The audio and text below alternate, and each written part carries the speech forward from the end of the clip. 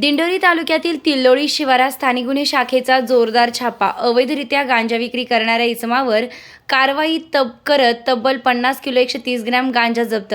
किंमत 10,02,600 रुपये. नाशिक ग्रामीणचे पोलीस अधीक्षक बाळासाहेब पाटील यांच्या निर्देशानुसार जिल्ह्यातील अवैध व्यवसायांवर सतत कारवाई सुरू असून त्याच पार्श्वभूमीवर स्थानिक गुन्हे शाखेने ही मोठी कारवाई केली आहे.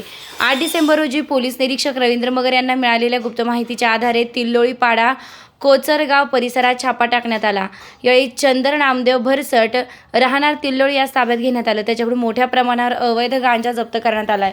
सदर इसमाकडे विनापरवाना बेकायदेशीररित्या गांजाची साठवणूक व विक्री केली जात असल्याचं निष्पन्न झालंय. या प्रकरणी दिंडोरी पोलीस ठाण्यात NDPS कायद्यानुसार गुन्हा दाखल करण्यात आला असून हा गांजा कुठून आणला व कोणास विक्री केला जात होता याबाबत पुढील तपास सुरू असल्याची माहिती आहे.